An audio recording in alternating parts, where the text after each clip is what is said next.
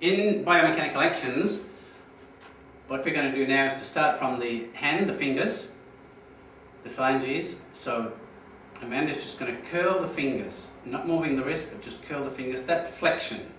And then to straighten them out again is extension. Flexion and extension. And again, flexion and extension.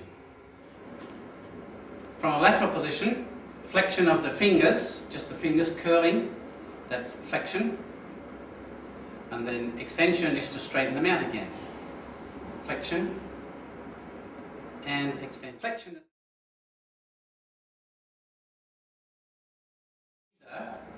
With the fingers in extension, straight or curled, the palm of the hand moves towards the front of the forearm.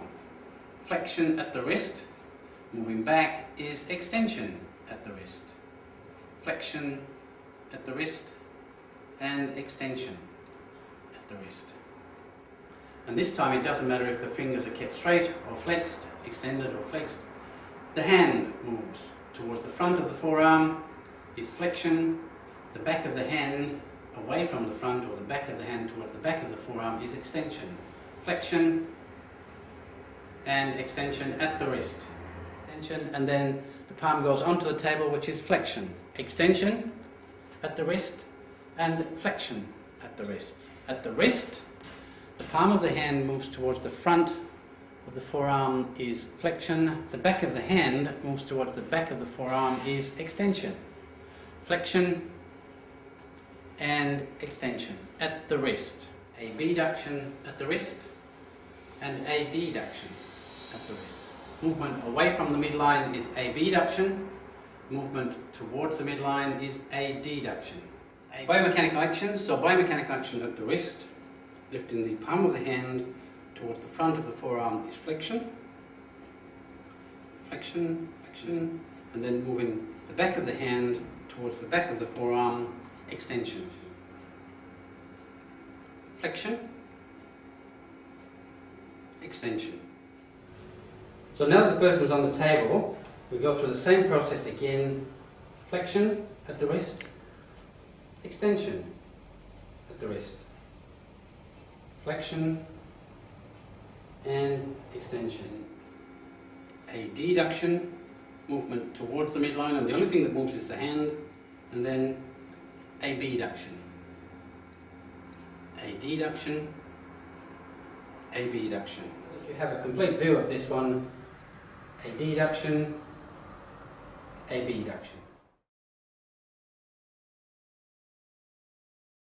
Moving on to the elbow, flexion at the elbow is where the forearm, the front of the forearm comes towards the front of the upper arm, flexion. Extension is to move the forearm away from the upper arm, to straighten the arm out. Flexion, to bend at the elbow. Extension is to straighten it out. And one more time, flexion and extension. Flexion at the elbow and then extension at the elbow. Flexion and extension. Flexion at the elbow, forearm moves towards the upper arm, flexion. The forearm moves away from the upper arm, extension. Flexion at the elbow, extension at the elbow. Flexion, extension. Flexion and extension. And in this case it's just the forearm that moves, but the upper arm stays still. And supination, turning it back up again. Pronation, the palm of the hand moves backwards. Supination, the palm of the hand is upwards. We can just bend at the elbow and then turn the palm down, that's pronation. Turn the palm up is supination. Pronation and supination. With the arm straight, elbow is extended, the palm turns backwards, pronation. The palm turns forward, supination. Pronation, supination. And bending at the elbow, the palm turns down, pronation, and the palm turns up, supination. Pronation and supination. Pronation, supination. pronation, supination, pronation, supination.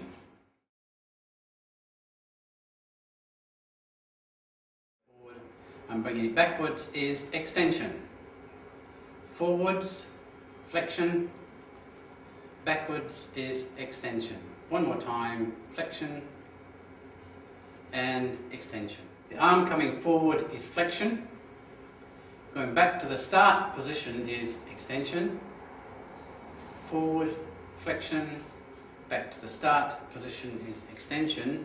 Now if we stayed there and take the arm backwards, that's extension, and coming forward again is flexion.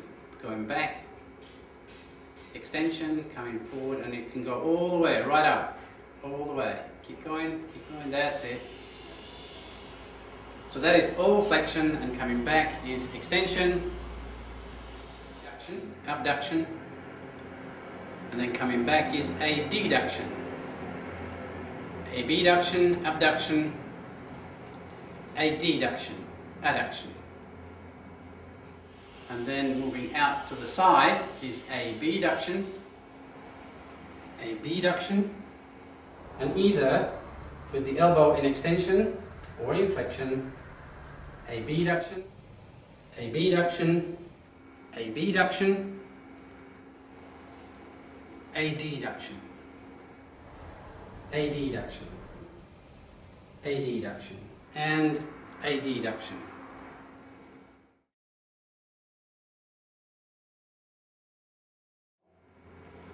And the forearm comes across towards the middle of the torso, medial rotation at the glenohumeral joint, and the forearm moves away. That's lateral rotation. Medial rotation, lateral rotation. One more time, medial rotation and lateral rotation. Bend, and the forearm moves across the torso. Medial rotation, away from the torso is lateral rotation. Medial rotation and lateral rotation. All of that is happening in the ball and socket, the glenohumeral joint. Bending, still focusing on this joint here, that would be medial rotation. With the elbow in that same position from there, focus onto the upper arm, and if that twists towards the midline, medial rotation, medial rotation. Keeping the upper arm stable, medial rotation. It's not going to go too far because it's bringing it into the abdominal area. Lateral rotation, and that can be done in different positions. This is in an abducted position. Medial rotation, so the action is still occurring at this joint. Lateral rotation, medial rotation, lateral rotation. And if we have the elbow pointing forward, that's in a flex position.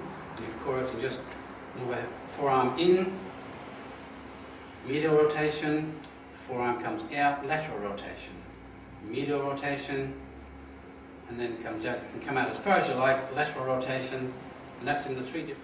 Still focusing onto the glenohumeral joint from here, and then from there, if we go forward, flexion, coming back, extension. Focus onto this joint here, forward, flexion, backwards, extension. And then if we lift the arm out to the side, abduction, abduction, adduction, adduction. AB, movement away from the midline, AD, movement towards the midline.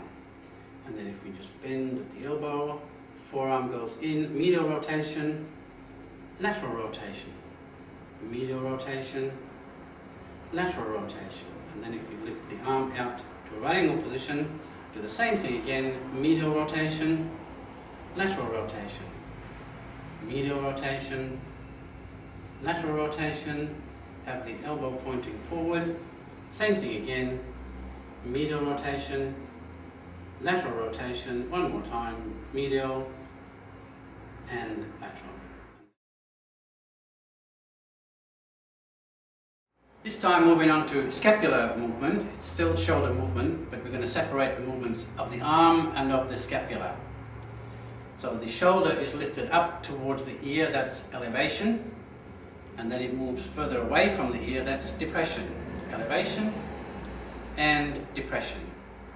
Elevation and drop it down is depression. Elevation is to lift the shoulder up. Depression is to drop it down. Elevation and depression. Elevation and depression. Elevation and depression. Elevation and depression. One more time. Elevation and depression. Abduction is to move forward and adduction is to move backwards. To move the shoulders forward, so moving the scapula further away from the midline, is abduction of the scapula, and moving the shoulder blades back to make them touch behind is adduction. Abduction and adduction of the scapula.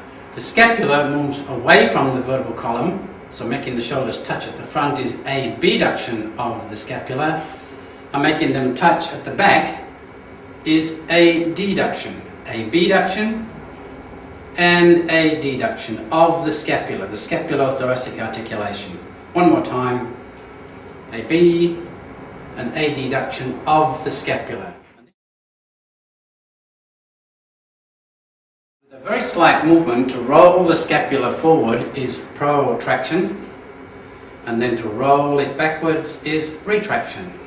Protraction and retraction of the scapula. So people can do this if they don't have an arm. Subtle rolling forward is protraction, rolling back is retraction. Protraction and retraction. Protraction and retraction. This time there is something called the shoulder rhythm, and in this particular case the arm, the glenohumeral joint, moves out to 90 degrees. And that is just the ball and socket joint that moves from there.